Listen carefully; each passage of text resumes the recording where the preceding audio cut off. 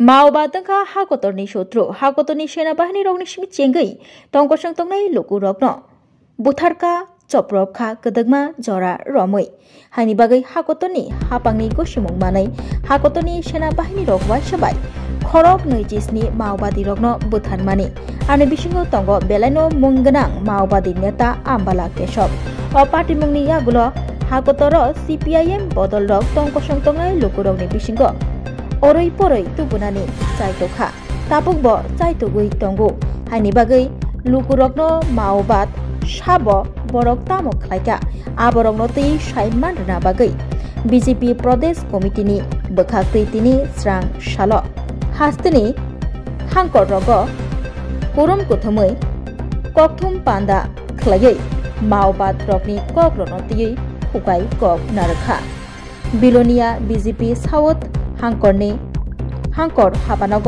ककथुम पान्दा खलायै माओवाद रगनि ककरनो तै खुगाय कक नारखा अ ककथुम पान्दाव तंग BJP प्रदेश कमिटिनि आदं गचाम MLA मफस्वर आली तंग BJP प्रदेश media incharge Sunit Sarkar BJP south हांकर कास्को दीपायन चौधरी हांकर मीडिया इंचार्ज गौतम दत्त गुप्त खबै जुदा जुदा आदं र অভিনন্দন এবং শুভেচ্ছা জানাচ্ছি। এই সময়ে একটা ইস্যু যেটা নিয়ে সারা রাজ্যে দেশের মধ্যে একটা বিভ্রান্তি তৈরি করার চেষ্টা করা হচ্ছে। মূলত আমাদের রাজ্য সভাপতির অনুমতিক্রমে প্রত্যেকটা জেলাতেই আজকে এই সাংবাদিক সম্মেলনটা হচ্ছে। এই বিষয়গুলি ক্লারিফাই করার জন্য জনগণের কাছে আপনাদের মধ্য দিয়ে যাতে সেটা পৌঁছায় তার উদ্দেশ্য নিয়ে সাংবাদিক সম্মেলনটা আমরা করছি। আপনারা সবাই জানেন যে মাওবাদীদের এটা বারবারন্ত দীর্ঘ বছর যাবৎ ভারতবর্ষের মানুষ দেখছে মাওয়িস্ট যারা আছে। একটা সময় আমাদের দেশের প্রায় 200টি জেলার মধ্যে তাদের প্রভাব ছিল। আস্তে আস্তে সেই সংখ্যাটা কমে আজকের দিনে সেই সংখ্যাটা প্রায় 25-এ এসছে আজকের দিনে। তো আমরা দেখি এই যে মাওবাদী কার্যকলাপ সেই কার্যকলাপের পরিপ্রেক্ষিতে সারা দেশের মধ্যে তারা নির্দিষ্ট আইডিওলজিকে তারা বিশ্বাস করেন এবং সেই আইডিওলজি থেকে আপনার সবার একটা ধারণা রয়েছে সেখানে আমাদের সেনাবাহিনীর যারা আছেন মিলিটারি যারা আছেন পুলিশের যারা আছেন যারা এলাকার শান্তি বজায় রাখার কাজ করেন তাদের উপর আক্রমণ সংগঠিত করা হয়, বিভিন্ন সময় সাধারণ মানুষের উপর আক্রমণ সংগঠিত করা হয় এবং এই রেফারেন্সগুলো আপনাদের জানা আছে। প্রতি বছর অনেকগুলো ঘটনা তাদের মধ্যে যে সংগঠিত হয়। তো আমাদের দেশের সরকার আমাদের দেশের যিনি স্বরাষ্ট্রমন্ত্রী রয়েছেন অমিত শাহ মহোদয় 24 আগস্ট 2024-এ অমিত শাহ নকশালবাদের সমাপ্তির একটা ডেডলাইন উনি ঘোষণা করেছেন। সেটা হচ্ছে 31 মার্চ 2026। এই সময়ের মধ্যে নকশালবাদী যে কার্যকলাপগুলো ভারতবর্ষের মধ্যে হচ্ছে যেগুলোর মধ্য দিয়ে মানুষের জীবন জেগের উপর আঘাত আসছে, আমাদের শান্তি সম্প্রীতি নির্ভর করে যাদের আমাদের ফোর্সের আছেন আমাদের যারা কর্মচারীরা আছেন তাদের উপর আক্রমণ হচ্ছে, এগুলোকে চিরতরে যাতে ভারত থেকে নির্মূল করা যায় তার জন্য একটা ডেডলাইন ঠিক করে ঘোষণা করেছেন যে 31 মার্চ 2026 এবং তাকে সামনে রেখে সারা ভারতবর্ষের নকশাল অধ্যুষিত যে জেলাগুলো রয়েছে সেই জেলাগুলোর মধ্যে সরকারের প্যারামিলিটারি ফোর্স বিভিন্ন যারা আছেন তারা সেখানের মধ্যে তাদের কর্মসূচি তারা সেখানের মধ্যে নিয়েছেন এবং তাদের বিরুদ্ধে অপারেশন ব্ল্যাক ফরেস্ট নাম দিয়ে সেই কাজগুলো সংগঠিত হচ্ছে। এই যখন হচ্ছে আমরা দেখলাম যে ইদানিং আমাদের 27 জন মাওবাদী সেখানের মধ্যে নিহত হয়েছেন এবং তাদের যিনি একজন রয়েছেন তাদের লিডার যিনি মাওয়িস্টের যিনি সেন্ট্রাল লিডার সম্ভবত ওনার নামটা হচ্ছে নাম্বালা কেশব রাও, উনিও সেখানের মধ্যে নিহত হয়েছে। তো এর পরিপ্রেক্ষিতে কমিউনিস্ট পার্টি শুধুমাত্র মাওয়িস্ট না অন্য যেগুলো রয়েছে CPIM রয়েছে CPI রয়েছে তাদের পক্ষ থেকে এই যে ঘটনাটা আমাদের ফোর্সরা যে মাওবাদী নির্মূলের জন্য যে অপারেশন ব্ল্যাক ফরেস্ট যেটা সংগঠিত করছে তা সেটাকে কন্ডেম তারা করেছেন, সেটার দীক্ষা তারা জানিয়েছেন যে এটা করা ঠিক হয়নি। কিন্তু আমরা দেখেছি এই যে ঘটনাগুলো আমরা যখন বৈদেশিক শক্তি আমার দেশের উপর আক্রমণ করে সন্ত্রাসবাদীর আক্রমণ হয় আমরা কিন্তু তার দ্বারা মানুষ ক্ষতিগ্রস্ত হচ্ছে, মানুষ মারা যাচ্ছে। কিন্তু দশকের পর দশক ধরে আমাদের দেশের মধ্যে এই মাওবাদী কার্যকলাপের পরিপ্রেক্ষিতে অনেকগুলো জেলা, একটা সময় 200টা জেলার মধ্যে প্রায় 25,000 স্কোয়ার কিলোমিটার এলাকার মধ্যে তাদের প্রভাব প্রতিপত্তি ছিল, যেটা আজকে প্রায় 4,000-এর বেশি স্কোয়ার কিলোমিটার এরিয়ার মধ্যে সেটাকে সীমিত হয়েছে। সেই এলাকাগুলোর মানুষের জীবনমান উন্নয়নের জন্য যে ডেভেলপমেন্ট ওয়ার্কগুলো, সেই ওয়ার্কগুলো কিন্তু করা যায়নি। সেখানে স্কুল থেকে শুরু করে টেকনিক্যাল ইনস্টিটিউট থেকে শুরু করে স্বাস্থ্যের পরিষেবার সার্বিকভাবে রাস্তাঘাটের উন্নয়ন, সেই কাজগুলো হয়। একাধারে আমাদের দেশের সরকার আজকে এই কাজটা যেমন করছেন, অপারেশন ব্ল্যাক ফরেস্টের মধ্যে দিয়ে যেমন সেখানে মাওয়িস্ট তাদেরকে যেমন নির্মূল করার চেষ্টা করছেন, পাশাপাশি এই এলাকাগুলোর সার্বিক যে ডেভেলপমেন্ট, সেই ডেভেলপমেন্টের আমি আপনাদের তথ্য দিয়ে আপনারা দেখিয়ে দেবো এগুলো।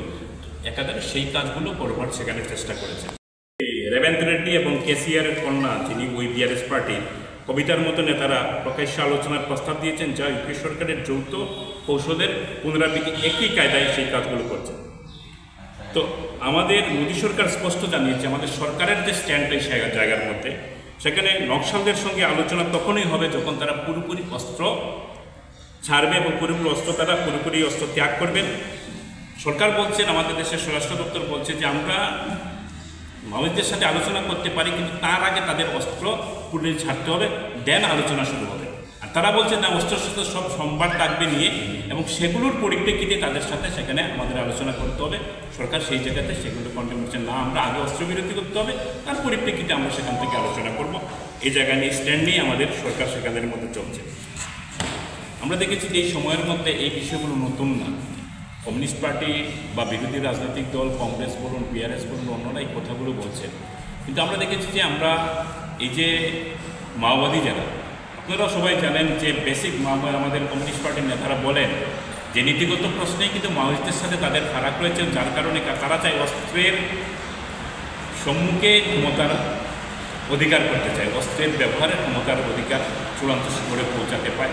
এই বেসিক কথাটা এতদিন তারা বলে এসেছেন যে এই বেসিক কারণে তারা সিপিআই মাওয়িস্ট, আর তারা হচ্ছে সিপিআইএম, কেউ CPI communist party of India, কেউ হচ্ছে সিপিআইএম মার্ক্সবাদী।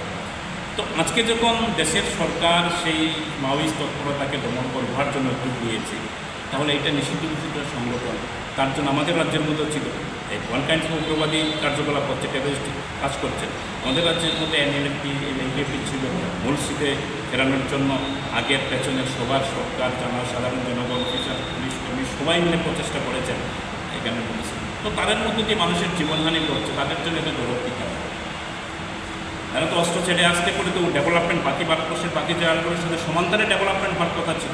আজকে যে উদ্যোগটা নিচ্ছেন ভারতীয় জনতা পার্টির নেতৃত্বে, নরেন্দ্র মোদীর নেতৃত্বের সরকার, সেই উদ্যোগটা যে আজ থেকে 30 বছর 40 বছর আগে নেওয়া হতো, তাহলে পরে এই যে জায়গাগুলো, স্পেশালি একটা জেলা রয়েছে বস্তার, সেই জেলাটাতে সবচেয়ে বেশি মাওয়িস্ট আক্রমণ কারণে ক্ষতিগ্রস্ত, এবং সেই জেলায় সরকার টার্গেট নিয়েছেন যে একটা পূর্ণাঙ্গ কৃষ্টি সংস্কৃতির সমস্ত ক্ষেত্রে পরিকাঠামো সব ক্ষেত্রে বিকাশের অন্য জেলা হিসেবে সেটাকে তৈরি করার জন্য। সেই সময় যদি সেই কাজগুলো করা হতো আজ থেকে 20-30 বছর আগে, তাহলে ভারতবর্ষের উন্নততর যে জেলাগুলো রয়েছে তার সঙ্গে সেগুলো সমান্তরালভাবে তারা ডেভেলপমেন্ট হতে পারে। সেই ডেভেলপমেন্ট হয়নি ডিউ টু মাওয়িস্ট অ্যাক্টিভিটিস এই সমস্ত এলাকার মধ্যে প্রশাসনিক। আপনারা দেখেছেন ত্রিপুরার অন্যতম উদাহরণ, একটা সময় ত্রিপুরা রাজ্যের পাহাড় অঞ্চলের মধ্যে বা আমাদের জনজাতি এলাকাগুলোর মধ্যে বহু এলাকার মধ্যে মাস্টার স্কুলে যেতে পারতেন না, বিভিন্ন জায়গার মধ্যে ডেভেলপমেন্ট ওয়ার্ক করার জন্য পিডব্লিউডি স্টাফ যেতে পারতেন না। তো যদি লোক যেতে না পারে, শিক্ষক যেতে না পারে, তাহলে স্কুলে ছাত্ররা প্রবেশ করে যদি পিডব্লিউডি লোক যেতে রাস্তাটা কী করে হবে, ঠিকাদার আসতে পারে। একেবারে বহু এই সমস্ত জেলাগুলিতে মাওয়িস্ট অ্যাক্টিভিটির কারণে কাজ করে। আজকে যখন মাওবাদীদের নেতা এই সময়ের মধ্যে আমরা দেখি যে আমাদের দেশের স্বরাষ্ট্রমন্ত্রীর যে পরিসংখ্যান, সেই পরিসংখ্যান অনুসারে নকশাল সম্পর্কিত সহিংসতার 77% হ্রাস পেয়েছে এই সময়ের মধ্যে। ইউপিএর যে সরকার ছিল এর আগে, আপনারা জানেন যে দেশ স্বাধীন হয়েছে 1947, 1952 সালে দেশের প্রথম ভোট হয়। এই 52 সাল থেকে শুরু করে দীর্ঘ যে আজকের বা 47 থেকে আজকের দিনে স্বাধীনতার যে দীর্ঘ বছর, এই সময়ের মধ্যে ভারতীয় জনতা পার্টি নরেন্দ্র মোদীর নেতৃত্বে 12 বছরের মতো এখানে কাজ চলছে, 11 বছর। আর আগে অটল বিহারী বাজপেয়ীজির নেতৃত্বে সেটা এনডিএর গভর্নমেন্ট ছিল, এখনও এনডিএ, কিন্তু সেখানে বিজেপির সংখ্যাগরিষ্ঠ ছিল না। সব মিলিয়ে আরও 6 বছর, এই 16 থেকে 17 বছর বাদ দিলে পরে 60 বছরের বেশি সময় কিন্তু বিজেপি ভারতবর্ষকে শাসন করেনি। কিন্তু এই মাওবাদী বাড়বাড়ন্তকে দমন করবার জন্য, সন্ত্রাসী কার্যকলাপ থেকে ওই এলাকায় ডেভেলপমেন্টের একটা নিয়ে আসবার জন্য যে পদক্ষেপগুলো নেওয়ার পর তার ফলপ্রসূ, সে ধরনের কোনো দায়িত্ব সেই সময়ের মতো তারা পালন করতে, সেখানের মধ্যে আমরা পালন করতে তারা পারেনি।